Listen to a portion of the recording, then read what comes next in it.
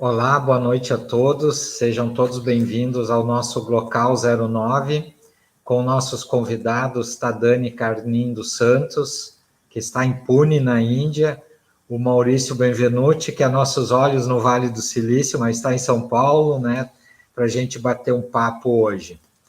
O programa Glocal realiza o intercâmbio entre valores globais e locais. Nosso objetivo é criar valor a todos aqueles que nos assistem, trazendo pessoas que fazem acontecer na prática, no seu dia a dia, transformando problemas, conhecimentos e a cultura local em soluções que impactam a sociedade positivamente em muitos locais.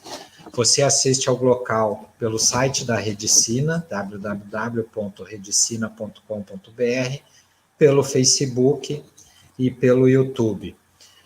O Glocal ele acontece a cada 14 dias, a cada 2 semanas, então a gente pede para você se inscrever lá no canal, tocar o sininho para receber os alertas, aí você já fica sabendo qual o tema e quais são nossos convidados. Hoje o nosso tema é local e global na prática, por isso que nós trouxemos 2 amigos aí que conhecem Santa Maria, são gaúchos e estão pelo mundo, impactando aí o mundo e as nossas comunidades de várias formas. Uma boa noite aqui à professora Nilza, que já está aqui presente, o Guilherme, lá da Universidade Federal do Tocantins. A professora Nilza é a criadora da Incubadora Tecnológica de Santa Maria, primeira incubadora do Rio Grande do Sul. Professor Saul Fontoura, Andréia, que é a nossa incubada, tem uma startup aí que já recebeu investimento de aceleradora, está sendo co-investida por 2 aceleradoras, muito legal a presença de vocês. Os nossos convidados de hoje, como eu já falei, o Maurício Benvenuti da Startse e o Tadani da IBM. O Maurício é escritor, empreendedor, mentor, palestrante, cidadão emérito pelo seu município, que é Vacaria, que ele tanto ama e fala bem, né, Maurício? Foi sócio da XP Investimentos, hoje é sócio do Startse e autor dos best-sellers Incansável, Audaz, e tem um outro lançado recentemente que nós vamos falar, né?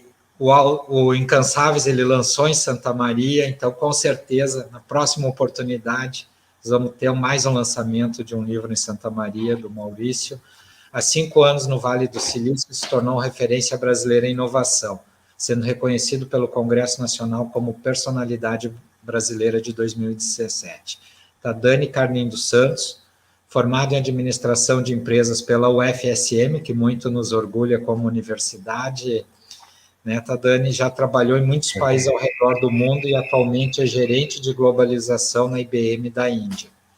Ademais, por 3 anos, ele também estudou Advaita Vedanta no monastério nos Himalaias, Índia, com o Swami Dayananda Saravasti. Se eu falei errado, depois tu pode corrigir, Tadani. Tadani também é poeta, escritor, palestrante, orientador espiritual, praticante de yoga e uma alma repleta de alegria, inspiração, curiosidade, gratidão e amor, né? É o propósito do nosso tema de hoje, né? Vocês dois estão aí em pontos diferentes do globo, né? Ou trazem para nós pontos diferentes do globo, Vale do Silício e Índia, mas a gente sabe que vocês levaram um pouco da nossa cultura para o Vale do Silício e para a Índia, e aí a gente quer debater hoje o que o Rio Grande e o Brasil podem ensinar ao mundo, o que, né, a gente pode aprender com o mundo também e trazer para nós aqui, gerar riqueza, gerar renda, gerar qualidade de vida e gerar felicidade. Vamos ser incansáveis, audazes, desobedientes, como Maurício, e contemplar o mundo do Himalaia, enquanto nossos espíritos inovadores escrevem poesias repletas de alegria, como Tadani. Boa noite a todos. Eu já vou começar com 2 perguntas, né? Vou pedir para, caso eles queiram complementar a apresentação, aí as suas apresentações, mas o que cada um levou do Rio Grande do Sul para o mundo e que nós, como gaúchos, como Rio Grande do Sul, como Brasil, já que nós temos Já visualizei aqui Tocantins, visualizei Minas Gerais nos acompanhando. O que nós podemos trazer da Índia, do Vale do Silício para o Brasil? Boa noite, Dani, Maurício. A nossa tradição é sempre começar por quem está mais longe. Eu não sei o que é mais longe, se é Vacaria ou São Borja, né? Mas Pune, com certeza, é um pouquinho mais longe. Tá, Dani? Boa noite, muito obrigado. Uma alegria te rever e poder conversar com a gente. Falando em São Borja, nós temos mais um são borgense nos assistindo aqui, o Mariovani, ex-prefeito de São Borja. Tá, Dani? Boa noite. Grande ex-prefeito de São Borja. Silon, uma alegria estar no teu programa. Parabéns pela iniciativa, acho que é um programa muito importante, que traz bastante benefício para a comunidade, não apenas local, mas hoje em dia com a internet em qualquer lugar do mundo. Também os parabéns à Rede Sina e à nossa grande amiga Melina, que é uma incansável empreendedora e uma pessoa que trabalha muito para o desenvolvimento da comunidade local através de vários aspectos da abrangência que a Rede Sina tem, né? Uma grande plataforma de cultura e conhecimento sendo desenvolvida na cidade de Santa Maria para o mundo inteiro, né? Maurício, uma alegria em conhecê-lo, né? Oxalá tenhamos alguns momentos de intercâmbio, aprendizados e cooperação que sejam benéficos pessoalmente e para as pessoas que estão nos assistindo. A pergunta era o que o Rio Grande do Sul, ou a nossa infância e adolescência, levou para o mundo. Acho que em primeiro lugar é o chimarrão. Não importa onde a gente esteja, sempre tem um chimarrão. Como o Silon sabe, algumas pessoas que me conhecem sabem, eu já morei em vários países do mundo, já trabalhei em mais de 20 países do mundo. E estou chegando numa fase onde eu morei mais tempo fora do Brasil do que dentro do Brasil, né? Apesar de ter a oportunidade de visitar o nosso amado país todos os anos. Eu acho que tem certas características que são intrínsecas à natureza humana e que precisam naturalmente ser nutridas e desenvolvidas, né? Uma delas é a curiosidade. Eu acho que a curiosidade é um portão que abre vários caminhos na nossa vida, né? E a gente normalmente consegue saciar esse desejo através da busca pelo conhecimento, né? E o conhecimento em várias áreas que a gente deseja aprender, seja ela tecnologia, seja ela espiritualidade, seja ela política, seja ela economia, dentro dos nossos próprios negócios. Por exemplo, me formei em administração de empresas na UFSM, né? Pode ser em recursos humanos, pode ser em finanças, pode ser em operações, pode ser em marketing, né? Pode ser em desenvolvimento estratégico e, naturalmente, hoje em dia, independente da área onde a gente esteja, tecnologia ela forma a base do desenvolvimento, seja ele individual ou organizacional. Eu acho que esse é o primeiro ponto, que a gente nasce com ela, né? Mas é algo que precisa ser incentivado, precisa ser motivado, precisa ser nutrido, né? A outra característica que eu acho que também é alienável, é intrínseca à natureza humana, é o desejo de crescer, né? A ambição no sentido de se desenvolver, no sentido de se transformar, no sentido de se melhorar, no sentido de querer conquistar, né? E uma certa, né, em vários aspectos também da nossa vida, não apenas a parte material, né, mas também a nossa parte de refinamento, de aprimoramento, de percepções. Eu acho que essas são duas características. Eu acho que algo muito importante na minha carreira, ou na minha vida pessoal, profissional e relacional, que eu acredito que é muito forte na cultura gaúcha, é a possibilidade de relacionar-se com todo mundo. Por exemplo, eu nasci em São Borja, né? E antigamente as pessoas para transportar o gado de uma fazenda para outra, né? Os pampeiros ou os campeiros, eles levavam isso a cavalo. E aí, à noite, eles precisavam sempre de um lugar para dormir, para descansar. Ou seja, eles eram bem-vindos em qualquer uma das fazendas que eles passavam pelo caminho. Então, essa abertura com relação ao desconhecido, uma pessoa que a gente não conheceu ainda, ela é bem-vinda ao nosso entorno, ela é um fato muito importante na nossa vida relacional, né? E na nossa vida profissional. Porque quer queira ou quer não, independentemente da organização que a gente está, a gente trabalha com pessoas sempre. As organizações têm suas culturas, as organizações têm suas estratégias, as organizações têm os seus processos, mas tudo isso somente funciona através da proatividade e da interação e principalmente da cooperação entre as pessoas, né? Então essa abertura de trabalhar com pessoas que tu nunca viu, que tu não conhece, né, principalmente no ambiente global, que é o caso da IBM e das outras empresas que eu trabalhei, sempre trabalhei em corporações, né? Ela sempre foi um benefício na minha carreira, né? E depois de um tempo, quando tu reflete sobre esses pontos, tu se dá conta que isso é uma vantagem que tu tem desde criança, né?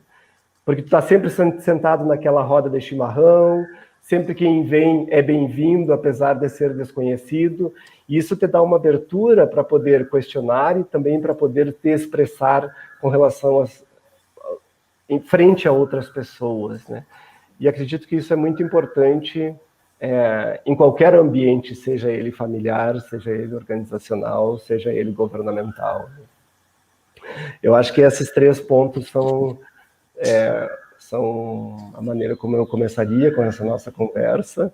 Naturalmente, são tópicos que a gente poderia falar horas, mas aí a gente desperdiçaria todo o conhecimento que o Maurício também tem para compartilhar. Então, vou passar a bola para o Maurício. E Maurício, e o Tadani traz a curiosidade, traz a capacidade de relacionamento, que são extremamente importantes para a gente ter a capacidade de inovação, porque sem conexões, né, a gente não inova e também não escala, enfim, não torna essas inovações realidade. Boa noite, Maurício. Seja bem-vindo, um prazer te rever. Silon, muito boa noite a todos e todas presentes, Andréa, Beatriz, Tayara, Mariovani, privilégio estar aqui, Silon, parceiro de muito tempo, né, Silon? Quantas coisas já fizemos juntos. Tadani, privilégio poder te conhecer e aprender com você, já aprendi pra caramba, certamente os próximos minutos vão ser engrandecedores. Agradeço a Rede Sina por estar aqui e promover esse encontro. O Silon é uma pessoa incrível na minha vida, eu sempre comento, Tadani, eu estava num evento em Gramado em 2018, e aí eu estava lançando o meu segundo livro, e aí quando depois eu fiz uma sessão ali, o pessoal, eu estava assinando os livros, aí vem uma pessoa de Santa Maria, conheço o Silon, o Silon e tal, aí depois vem outra de Santa Maria, conheço o Silon. Assim, todas as pessoas de Santa Maria conheciam o Silon. Isso é fruto, Silon, do seu trabalho e mais do que o profissional do que você é, Silon, a pessoa que você é, que tanto engaja a todos e todas. Então, é uma honra poder estar aqui. Sabe que sempre um convite vindo de você, a resposta é sim. O Tadani colocou aspectos importantíssimos e que eu assino embaixo, acho que no que diz respeito a levar da nossa cultura daqui para fora, assim, o que o Tadani trouxe fez muito sentido para mim. E assim, eu colocaria um ponto que é o seguinte, que tem a ver com a criatividade que o Tadani disse, como é incrível como Silon, Tadani e pessoas, é como o brasileiro no Vale do Silício, o brasileira é um profissional muito valorizado. Desde que eu cheguei lá em 2015, é impressionante o valor que se dá para o profissional brasileiro. Eu diria até que talvez as pessoas de lá dão mais valor para o brasileiro do que nós mesmos. Porque muitas vezes a gente fica com aquela síndrome, né, de que sempre a grama do vizinho é mais verde que a nossa. E isso tem a ver muito, Tadani, com o que você disse, com essa questão da curiosidade do brasileiro que, consequentemente, leva a esses ser criativos que nós somos, fruto da cultura que a gente tem.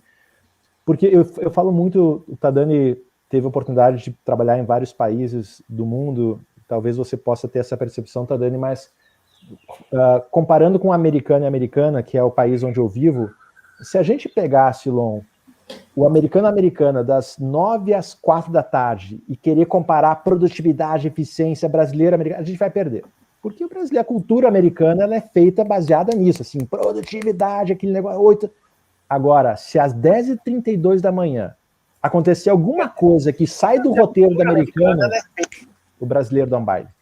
Ele vai dar um jeito de resolver, porque é da nossa cultura. Então, a primeira resposta, Silon, que você trouxe aqui, eu levo muito esse potencial criativo que o brasileiro e a brasileira possuem para tudo que eu faço. E é impressionante o quanto o mercado onde eu estou, o Vale do Silício, que é uma das regiões mais inovadoras do mundo, o quanto isso é valorizado da nossa cultura. Essa criatividade que é fruto dessa curiosidade que, por essência, a gente possui. Então, esse é o ponto que eu levo. Poderia citar outros aqui, o Tadani já comentou alguns também. E o que eu trago, Silon, tem a ver muito com essa questão do diferente. Ao convivermos, almoçarmos e nos relacionarmos todos os dias com as mesmas pessoas, possivelmente a gente vai chegar sempre às mesmas soluções. É muito difícil algo em comum sair do convívio igual. Né? Você quer fazer o diferente com 10 pessoas iguais, não dá. E isso me chamou muita atenção, Tadani, Silon e Vanderleia, o Birajara, a Milena, que estão aqui. Eu pousei no Vale do Silício em 2015 e assim, a cultura do Vale diversa, essa diversidade que existe lá, me chamou demais a atenção o quanto aquilo é enraizado no dia a dia da sociedade.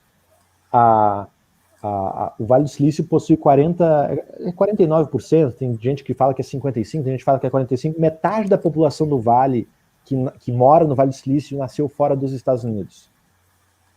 Não é fora da Califórnia, fora dos Estados Unidos. Então é indianos, mexicanos, europeus, australianos, latinos, brasileiros, americanos.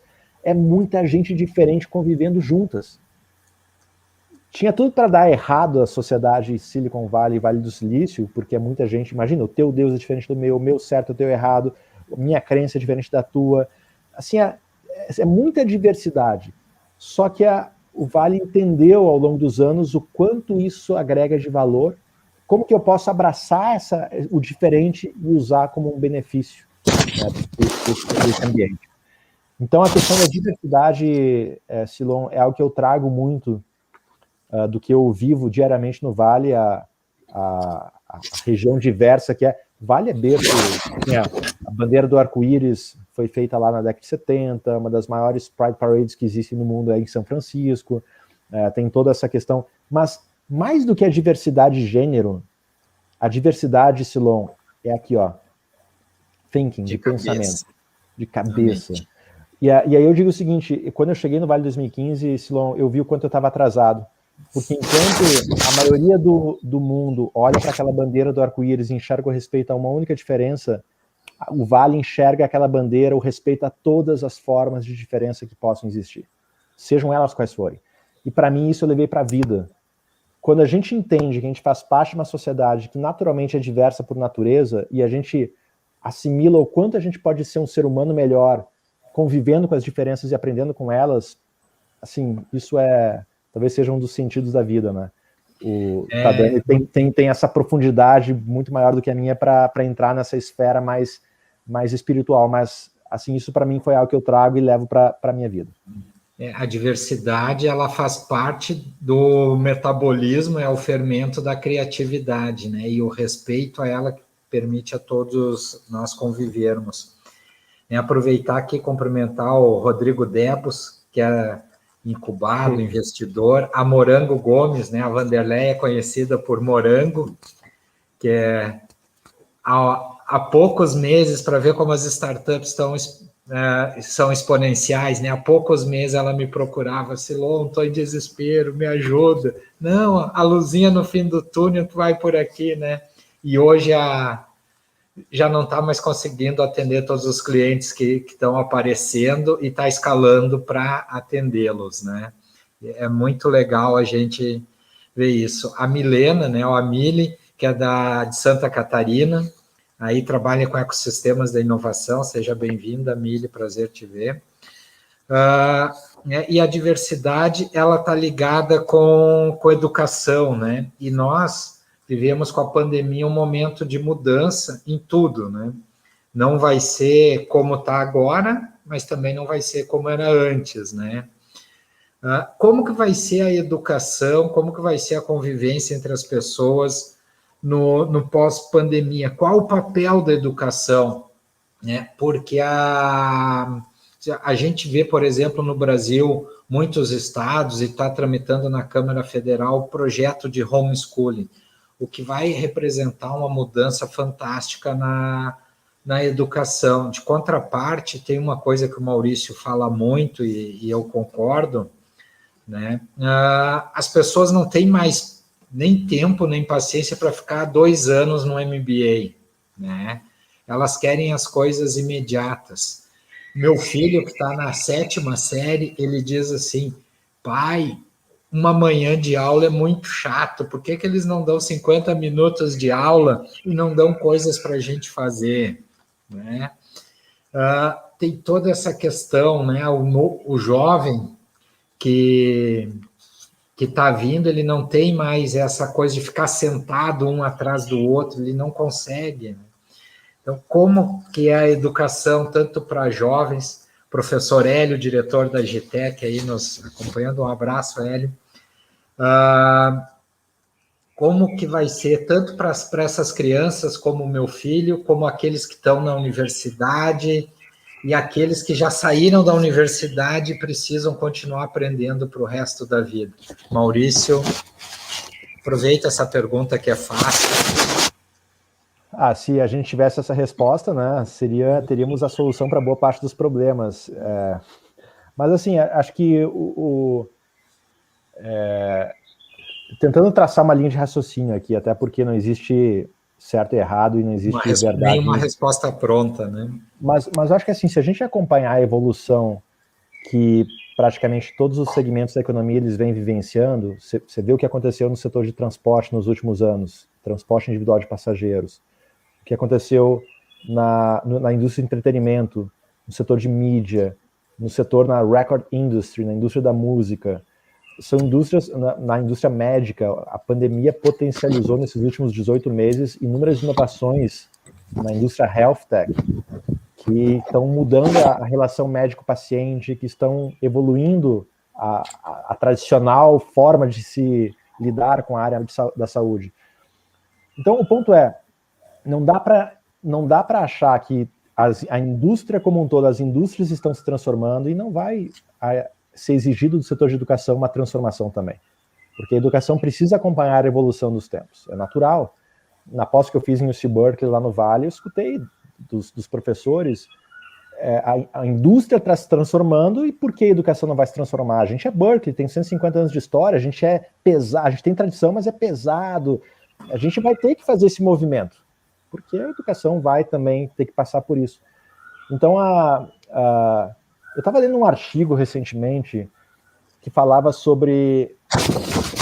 Olha só, o que o artigo falava? Num mundo onde a educação hoje ela é cada vez mais exigida das pessoas, uma educação forever, eterna. O Tadani não vai parar de estudar nunca, o Silon também não, o Maurício também não, e se a gente um dia decidir parar de estudar, o mercado vai passar por cima de nós. Então, temos que ser eternos aprendizes. Aprender a vida toda. Lifelong learners, se fala muito essa palavra. Porém, o principal produto da indústria da educação chama-se graduação e ele tem início, meio e fim. Então, peraí, tem um descasamento aí, porque o principal produto educacional hoje no mercado tem início, meio e fim, quando a educação exigida é eterna. E esse artigo, que era de uma universidade americana, falava o seguinte, pensando em educação daqui 20, 30 anos, educação superior, se hoje as competências têm um prazo de validade cada vez menor, Tadani e Silon, e eu tenho que me requalificar praticamente a vida toda, o fenômeno da graduação para algumas profissões, da formatura, da colação de grau, talvez não faça mais sentido.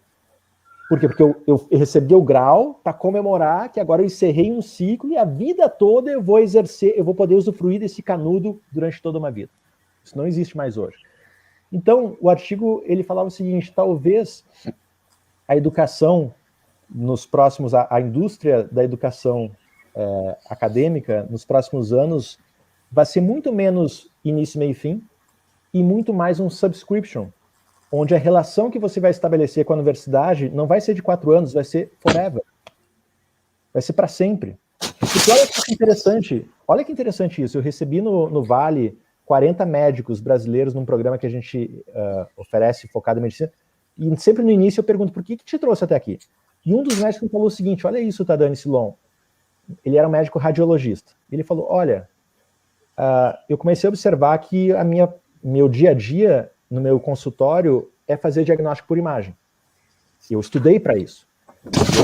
Eu analiso uma imagem, faço um diagnóstico. Eu faço isso 10, 15 vezes por dia. E eu comecei assim, sinceramente, eu acho que daqui 5, 10 anos, né, vai ter uma máquina que vai fazer o que eu faço muito melhor do que eu, mais rápido do que eu. Ele falando. Então, vou precisar me requalificar, vou ter que, assim, qual é a próxima curva da minha indústria? E olha o que ele falou.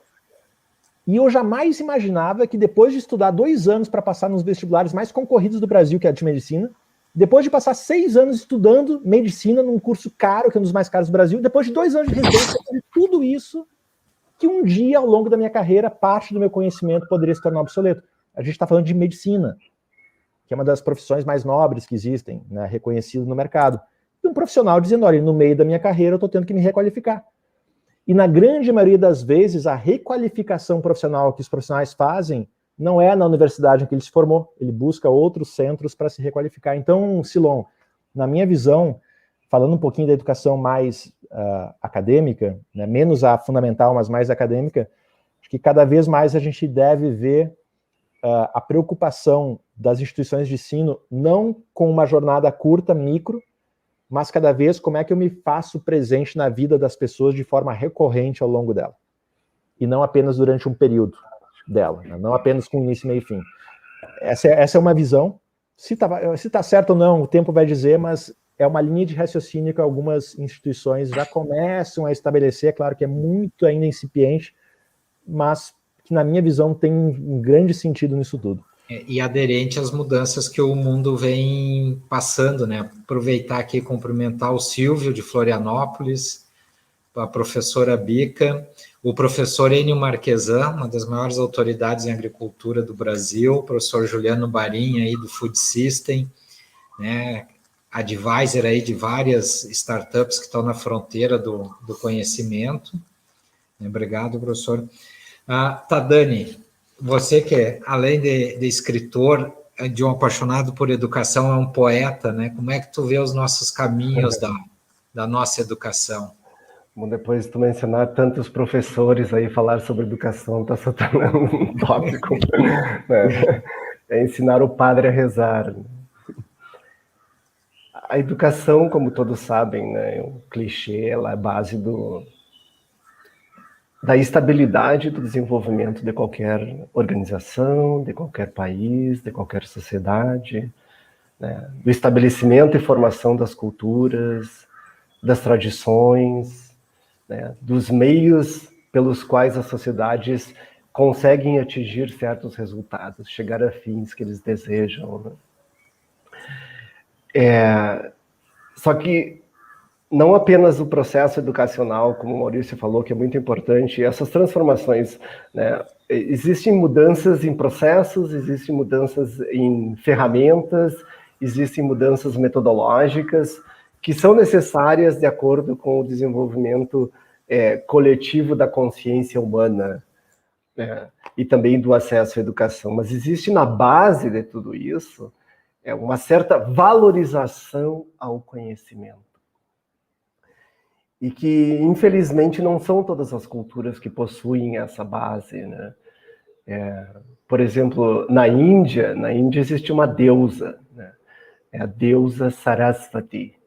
Sarasvati é a deusa do conhecimento e das belas artes, né? Então é uma cultura onde o conhecimento é extremamente valorizado, onde o conhecimento ele está no patamar mais alto da sociedade, mais admirado da sociedade. Ou seja, aquele comentário de que quem sabe é reverenciado, ele é muito comum na cultura indiana, né? E isso transforma, isso tem um processo em cadeia que é muito bonito, né? As pessoas buscam, o país que mais produz doutores e PhDs no mundo é a Índia, né? Porque para o indiano fazer doutorado é o mínimo esperado para ele numa vida de estudo, né? É o único país no mundo, que isso eu acho muito interessante, né? Em vários países do mundo existem hoje em dia não existe mais, né? Mas existiam os CDs piratas, né? De músicas. Na Índia é o único lugar que eu conheço que existem livros piratas, né?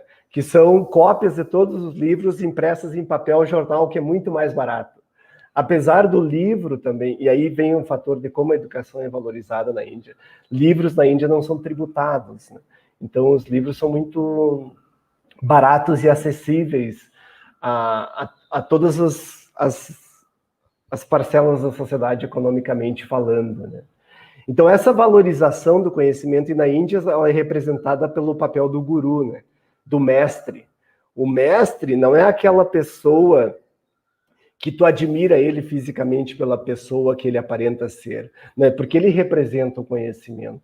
E esse é um conhecimento milenar que forma as bases da cultura, que forma as bases da sociedade indiana, né? E essa reverência ao conhecimento, ela é passada de geração em geração através de rituais.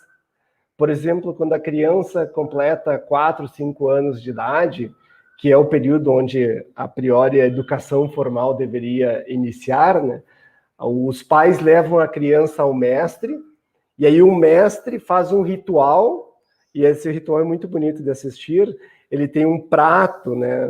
É tipo um prato de metal, eles enchem de arroz, e daí o mestre pega a mãozinha da criança e escreve número 1, número 2, número 3, escreve a letra A, B, C, e a criança... Ou seja, existe um processo de iniciação a uma caminhada em busca do conhecimento.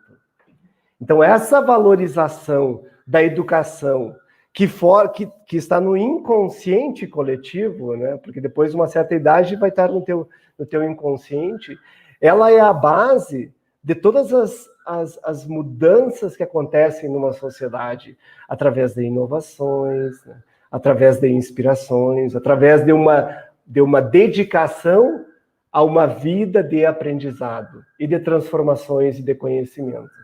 Então, eu acho que essa base, ela é fundamental e para que as sociedades possam desenvolver isso em vários aspectos. E, naturalmente, como a gente está falando aqui, principalmente progresso econômico, progresso tecnológico, né, progresso de infraestrutura. Isso depois se transforma em políticas educacionais. A política educacional, ela deve favorecer, né, o acesso à educação a todas as pessoas, né? E daí tem dois aspectos da educação, né? A gente vê primeiro a educação de massa, né, que é a formação da mão de obra que vai produzir os serviços, trabalhar nas indústrias, né, e aquela qualificação básica que é necessária, que é o cerne de qualquer indústria, né? E depois tem uma educação um pouquinho mais diferenciada, né? E saber lidar com esses dois papéis também é extremamente importante na alocação de recursos e de metodologias de educação e de pesquisa num país, né? Porque existem pessoas que já nasceram com certas qualificações e predisposições que elas devem ser nutridas e que a educação de massa, ela suprime, né? Ela afoga esse tipo de conhecimento, né? Essas pessoas devem existir certas escolas, devem existir certos processos diferenciados que elevem aquele talento. seja um matemático, seja um físico, hoje em dia na área de programação, né, as escolas específicas, onde os estudantes estão aprendendo sobre inteligência artificial, onde os estudantes estão aprendendo sobre programações, onde os estudantes estão aprendendo basicamente matemática, né, porque a base de tecnologia são algoritmos e matemática ela transforma, que é uma das profissões extremamente valorizadas, né, sempre foi, sempre será, e hoje em dia talvez um pouco mais, né. Então, ter a sabedoria num aspecto nacional, estadual e municipal de captar esses talentos e criar uma infraestrutura para que esses talentos possam ser desenvolvidos é um dos pontos muito importantes no processo educacional da maioria dos países e que, infelizmente, muitos países eles negligenciam essa realidade, seja por não ter recursos ou seja por N razões, né? Então, para concluir, né, eu acho que a parte importante da educação, ela deve ser, em primeiro lugar, valorizada, né? Repetir, valorizar a educação. E eu acho que no Brasil isso ainda não é uma realidade. Sobre uma perspectiva nacional, sobre uma perspectiva de políticas econômicas, sobre uma perspectiva de atitude, né? E aí vem uma comparação imediata, né? Na Índia, a pessoa, quanto mais tu sabe, mais ela é admirada, mais ela é elogiada. Seja no trabalho, seja na universidade, seja no empreendedorismo. As pessoas admiram porque ela possui algo que é o que? A deusa Sarasvati, né? Que é a deusa do conhecimento. No Brasil, as pessoas que são inteligentes, frequentemente, elas ainda são vistas, né, de uma maneira não tão positiva, né, e questionada, porque nem todo mundo é inteligente, né? Aí entra ciúmes, entra complexo de inferioridade, entramos mais num aspecto psicológico que não é o tópico hoje, mas que é super importante, né? Autoestima, né? Autoconfiança, que também são as bases de um progresso educacional e de desenvolvimento individual, né? Tá, Dani, eu quero pegar um gancho de algo que tu falou, né? Que a educação é a base para o desenvolvimento econômico e para o desenvolvimento tecnológico. E está aqui o Eduardo Croce, que é dono de uma empresa de tecnologia em Santa Cruz do Sul, né, que está no mundo todo, está inclusive tendo que contratar programadores fora do Brasil, está prestando serviço para empresas da Europa, estando no Brasil, né, por essa falta de mão de obra, e alguns falam até em apagão de mão de obra que nós vamos viver porque as pessoas não estão qualificadas. E aí nós temos de um lado desempregados, pessoas sem ocupação, e do outro vagas em abertos porque as pessoas não têm a qualificação para essas bases, para esses empregos. Mas pegando o gancho, né, de a educação como base para o desenvolvimento tecnológico, para a inovação, para o empreendedorismo, o Rio Grande do Sul tem um programa que é o Inova RS, que, enfim, implantado pelo governo do estado, mas que ele está em todas as 8 regiões do Rio Grande do Sul e está se fazendo hoje a aderência do programa com o potencial da região. Considerando as macro tendências tecnológicas e pensando em inteligência artificial, a computação quântica que está vindo aí, né, e várias outras tendências, como que vocês veem que o Rio Grande do Sul pode se inserir e ser competitivo nessa nova onda aí, né, de disrupção tecnológica no mundo, e ou tu participa do jogo ou tu vai acabar ficando de fora. Uns dizem que é o agro, mas o agro é um local de aplicação de tecnologia, né? A tecnologia é gerada lá na computação, a inteligência artificial ou os algoritmos gerados lá na estatística, na matemática, ou lá na biotecnologia, na biologia básica, né? Hoje nós temos edição DNA, tu corta aqui, corta ali, pega o gene, põe numa planta, põe em outro mamífero, enfim, e tu consegue modificar o DNA. Como que vocês veem a participação do Rio Grande do Sul, e para vocês quais são as grandes tendências, as grandes ondas que a gente tem que participar? Assim, eu vou pegar um ponto que o Tadani falou bem no início para mim, que para mim é a grande onda de inovação que a gente vai viver se já não estamos vivendo, que chama-se inovação de gente, a inovação do indivíduo, do ser humano. Eu acredito, Silon, que todos esses nomes que você acabou de mencionar e essas tecnologias, elas vão cada vez mais fazer parte da nossa realidade. Se a gente pegar a história nos últimos 200 anos, todas as tendências tecnológicas que estavam para surgir, surgiram, entraram no mercado, tomaram conta e não vai ser diferente agora. AI, inteligência artificial, robótica, automação, VR, AR, né, realidade virtual, realidade aumentada, são tendências que já estão no mercado há um bom tempo e vão se tornar cada vez mais realidade, mais próximas das nossas vidas. Agora, Silon, é a tua, a minha, do Tadani, a nossa capacidade enquanto indivíduos de olhar toda essa transformação que está ao nosso redor e como é que a gente pode usar esses recursos para potencializar a minha profissão, meu emprego que eu faço, consequentemente o serviço que a minha organização e a minha empresa entrega e, de uma forma geral, impactar positivamente a sociedade onde eu estou inserido. Essa inovação de gente, de pessoas. Assim, é incrível como a gente recebeu já 7 mil pessoas nos programas que a gente desenvolve no Vale do Silício. A Startse, a minha empresa, é uma plataforma de educação, e nos produtos é uma semana, uma imersão no Vale do Silício. E por conta disso a gente acabou se envolvendo e fomos chamados por inúmeras empresas para acompanhar o processo de transformação digital dessas organizações. E aí está dando Silon desde pequenas empresas de 5, 10 pessoas até empresas como o Banco do Brasil, com 100 mil funcionários, 200 anos de história. E assim, o motivo das empresas que caminharam rumo aos objetivos que elas tinham no seu processo de transformação digital e o motivo das empresas que não conseguiram ir na direção esperada foi o mesmo. Pessoas. As empresas cujas pessoas se permitiram, não, vamos realmente fazer diferente, vamos fazer uma prova de conceito aqui, vamos criar uma squad para fazer isso que a gente sempre fez dessa forma, de uma forma diferente. As empresas cujas pessoas se permitiram mudar, caminharam rumo a tão sonhada transformação digital. As pessoas que, time que está ganhando não se mexe, eu sempre fiz assim, não tem por que mudar, as pessoas não mudaram, consequentemente, a tão sonhada transformação digital não aconteceu. Existe uma máxima clara, você não constrói uma empresa, você constrói um time, o time constrói a empresa. O time que você tem dita a empresa que você é, eu tenho certeza que a IBM ela é o que é, porque é fruto das pessoas que estão lá. A Startse é o que é, fruto das pessoas que fazem parte do nosso time.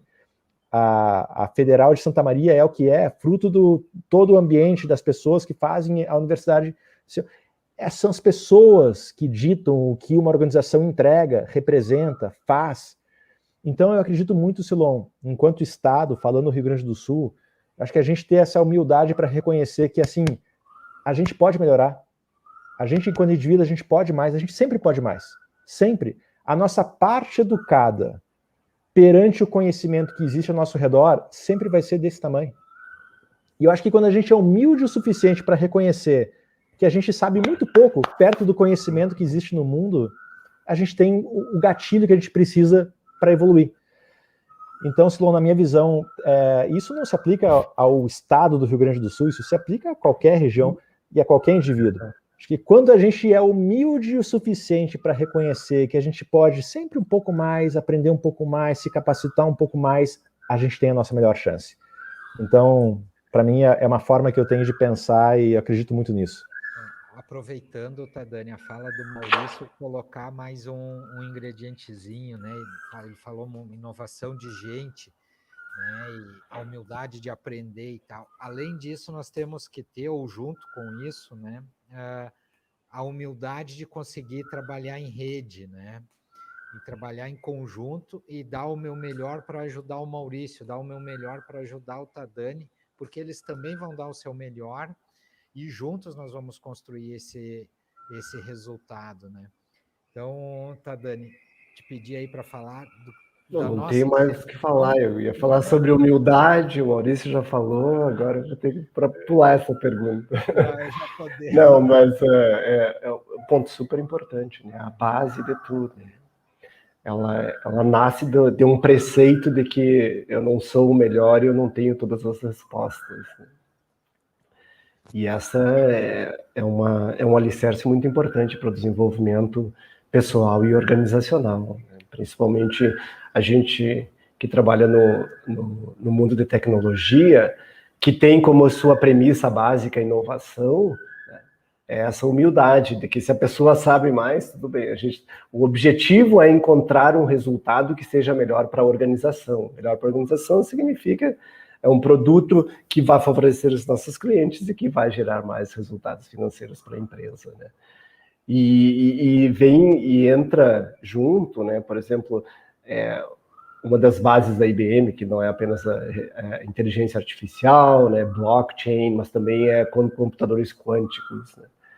Para construir um computador quântico, tu precisa de um matemático, tu precisa de um químico, tu precisa de um físico, tu precisa de um engenheiro mecânico, tu precisa de um especialista em linguística, tu precisa de programador, tu precisa de um arquiteto, tu precisa de um designer. Então, são pessoas com diversos backgrounds de conhecimentos que precisam trabalhar de uma forma integrada e de cooperação. Imagina se o químico chegasse lá e dissesse, não, é dessa maneira e pronto, mas aí vem o físico e fala, não, mas... Então, essa humildade e também essa receptividade, essa abertura com relação ao ponto de que existe uma maneira melhor de se fazer isso. Existe uma maneira de aprimorar esses processos, existem outras maneiras de optimizar o que a gente está fazendo. Ela é super importante para o desenvolvimento de qualquer organização. Outro ponto, e talvez esse seja ainda mais importante, porque ele afeta o dia a dia da organização, são políticas públicas de incentivo ao empreendedorismo, de incentivo à inovação, de incentivo ao investimento externo ou cooperação com países e organizações de outras partes do mundo. Porque a partir do momento que nós não temos uma política fiscal, uma política econômica, uma política de criação e formação de joint ventures, de criação e formação de investimento externo, nós podemos ter as melhores mentes, as melhores ideias do mundo, mas chega um momento onde ele para, chega um momento onde ele estanca, porque a burocracia, ela é pesada, né? Porque a burocracia, ela é morosa. Então, essa mudança política, ela é muito importante, né? O papel do governo, que daí entramos noutras, né? Já existem várias teorias de que no futuro governos não mais existirão, né? As pessoas se criarão em comunidades afins, autogovernadas, que já existem várias no mundo, né?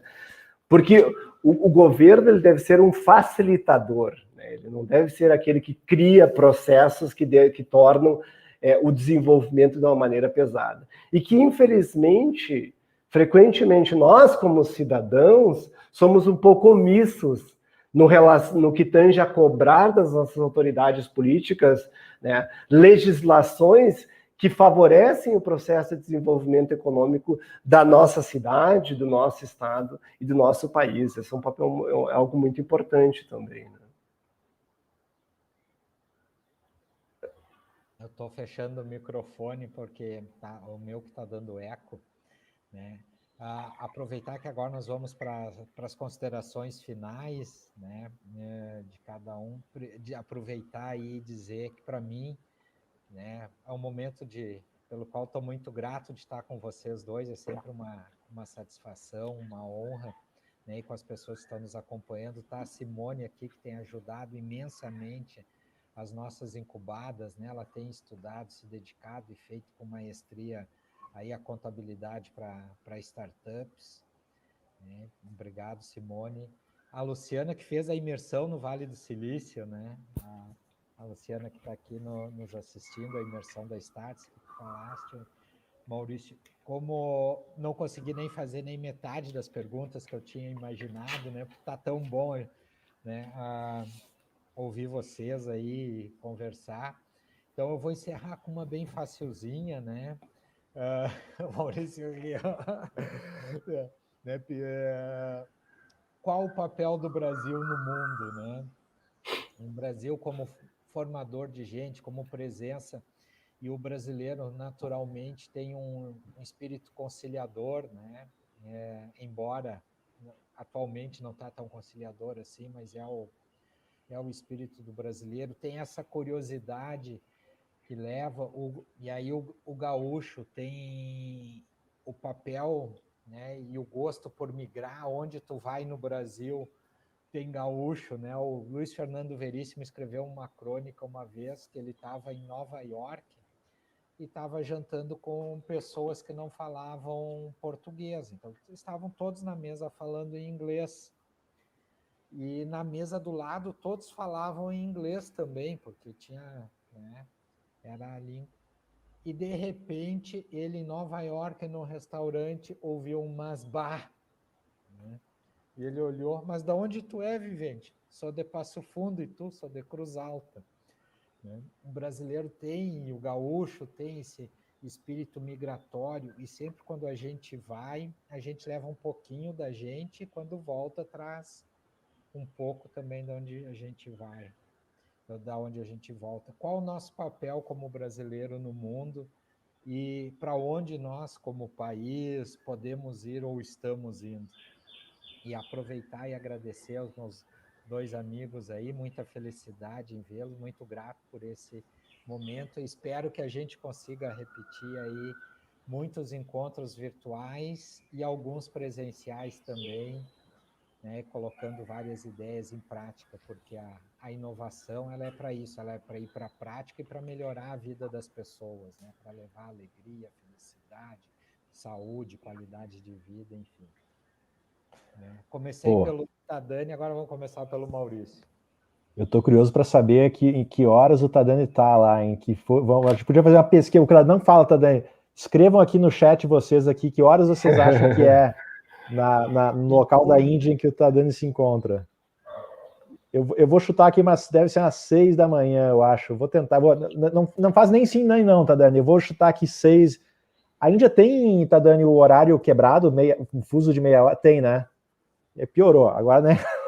Agora pode estar num fuso de meia hora. Eu acho que deve ser umas 6 horas, vamos ver o que o pessoal fala aí.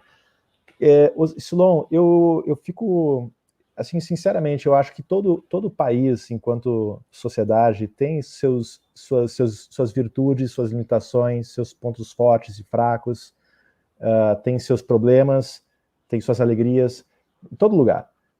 Eu moro no Vale do Silício desde 2015, que é uma região que goza de inúmeros benefícios, mas que possui problema pra caramba. Muitos problemas. A Lu, que esteve conosco lá, pode citar aqui no chat alguns.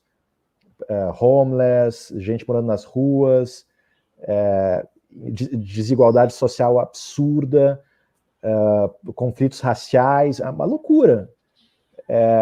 Mas, enfim, a gente acaba sempre, de novo, achando que o dos outros é melhor do que nós. Então, eu acredito que, enquanto sociedade, Silon, a gente tem no Brasil inúmeras virtudes. A gente tem problemas, mas tem inúmeras virtudes. Eu fico, desculpa aqui, mas eu fico pé da vida quando eu recebo as pessoas lá no Vale, algumas falam assim, o Brasil, cara, droga. Eu disse, meu amigo, cara, teu pai e tua mãe, que te deu condições para você vir aqui e viver essa vida. Os caras estão vivendo aonde, meu amigo? Estão ganhando dinheiro no teu país aí que você está falando que é uma droga, e é isso que está permitindo você estar aqui. Então, um pouco mais de consideração pelo local que te criou e pelos teus pais que, né, conseguem obter a condição para você estar aqui no país que você tanto não gosta. Então, eu acho o seguinte, acho que a gente tem muita coisa positiva enquanto sociedade, criatividade, curiosidade, a gente tem tanto, que eu acho que a gente, enquanto nação, Silon, a gente tem que saber cada vez mais aproveitar e levar isso para inspirar outras nações a quererem aprender mais com o Brasil, a quererem ser mais como o brasileiro, como a brasileira, a querer, assim como a gente se inspira tanto em algumas sociedades europeias, americana, como que a gente pode fazer da nossa cultura, que é surreal, que é maravilhosa, como que a gente pode fazer com que outras nações se inspirem em nós tanto quanto a gente se inspira nos outros? E eu acho que isso é um compromisso, assim, não são os outros que vão fazer, não é governo que vai fazer, não é... Cara, isso só depende de nós. Se a gente sempre achar que a grama do vizinho é mais verde que a nossa, vai ser sempre assim.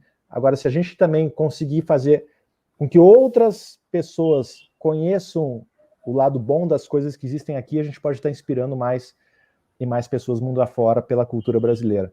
De novo, não estou dizendo que a gente não tem problemas, a gente tem que resolver, tem muitos, os desafios são enormes, mas a gente tem muitas virtudes. Eu amo o Brasil, eu moro fora, mas tá sendo, sabe, Dani, você está fora já há 13 anos, né? 13 anos que você está na Índia, você comentou antes no backstage aqui, antes da gente entrar, e eu estou passando a pandemia aqui no Brasil, e você não sabe a alegria de poder estar aqui e viver, assim, sabe, esse calor que só existe aqui, que é surreal.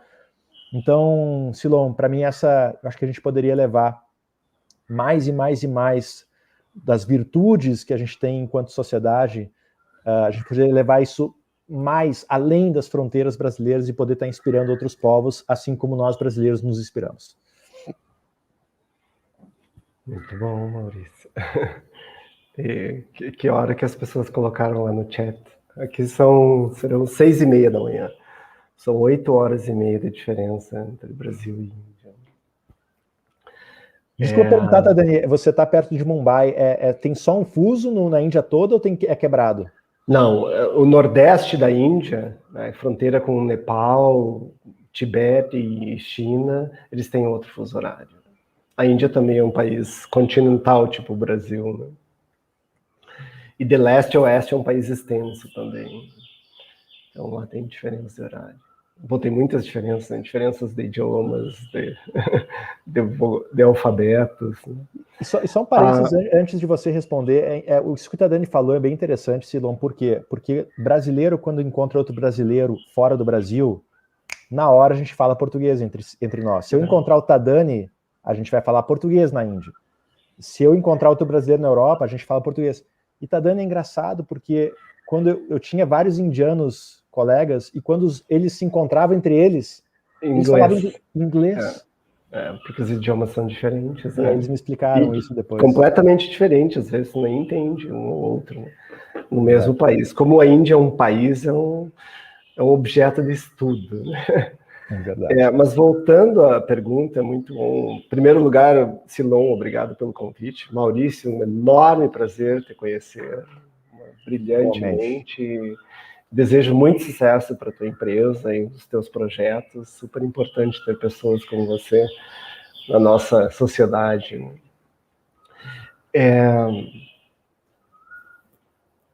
A arrogância, ela é um mecanismo de defesa da baixa autoestima.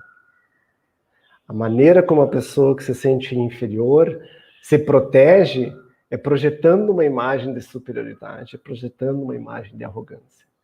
E a arrogância, ela é o principal obstáculo para o desenvolvimento humano. Existe, infelizmente, né, voltando, eu saí do Brasil no milênio passado, né, eu nasci há 1000 anos atrás. Infelizmente, a gente tem uma baixa autoestima coletiva como nação. Isso não é uma realidade apenas brasileira, porque eu já morei no México, morei em vários outros países. Eu morei também na Finlândia, onde isso não é uma realidade, ou na Alemanha, ou na Bélgica, né? Morei também na Espanha. Então, a gente precisa de um mecanismo coletivo para reorientar, para reestruturar a maneira como nós nos observamos, como sociedade e como indivíduo. Nós precisamos criar mecanismos educacionais, e voltamos à educação novamente, né? Para melhorar a autoestima coletiva, para melhorar a autoconfiança coletiva. Porque se tu não tem boa autoestima, se não tem uma boa autoconfiança, tudo para ti é impossível. Tudo é difícil. Né?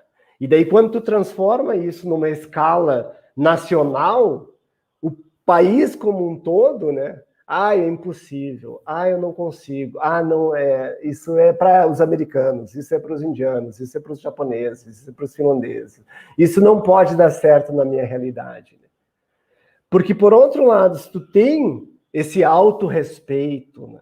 Esse amor próprio, essa, como que é o título do livro do Maurício? Audazes e... Como é que era, Maurício? Audazes, né? Incansáveis, audaz, desobedeça. Incansáveis e audazes, né? A audácia, ela nasce de uma boa autoestima. O espírito desbravador, ele nasce de uma boa autoconfiança. E não estou nem falando uma excelente, estou falando numa boa.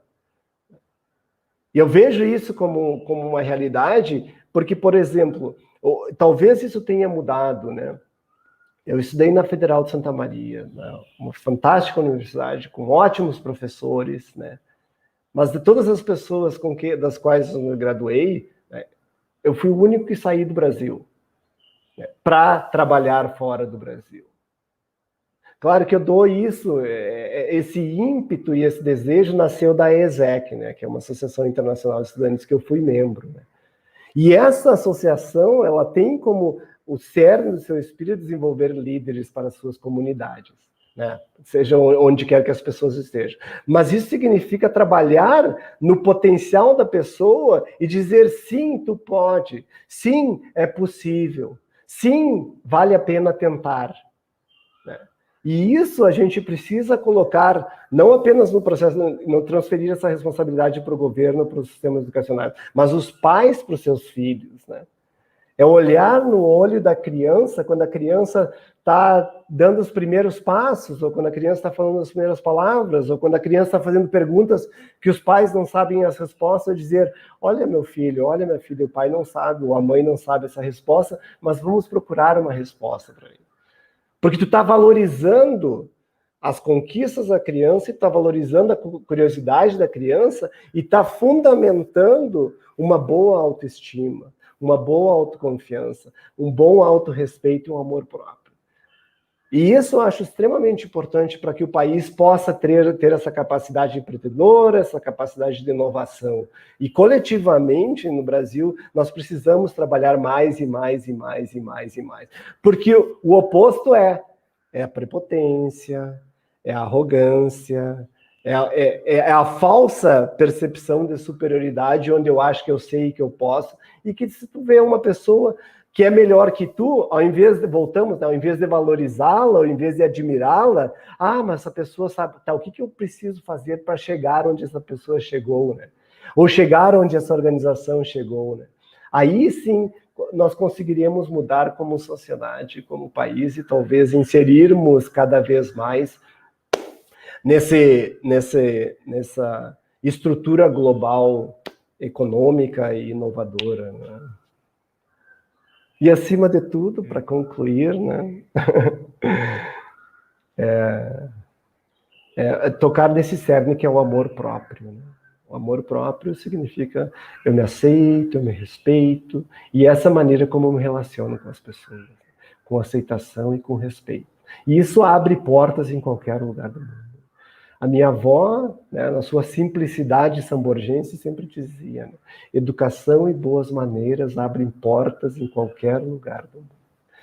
E isso é verdade, meus amigos. E amigas. Tá, Dani, Maurício, a todos aqueles que estão nos acompanhando, né? O Maurício Koff, né, que é meu colega de trabalho na STEC, está aí cuidando da nossa parte tecnológica para nós nos mantermos no ar, me puxando a orelha. Silon, teu microfone está ligado. Maurício, muito obrigado. Né? Melina também, que está nos acompanhando aí nos bastidores, obrigado. Todos que estão nos acompanhando aqui no YouTube, no Facebook, muito obrigado. Uma boa noite, uma bela semana. Maurício Benvenuti, Dani Carlinhos dos Santos, meu muito obrigado, um forte abraço, contem comigo sempre também, quando precisarem de algo, estamos juntos aí para contribuir para a melhoria aí do nosso país, nosso estado, e ajudando um pouquinho cada um, a gente em conjunto faz muito. Um forte abraço a todos, uma bela semana. Namastê. Tchau, tchau. Abraço, tchau, tchau.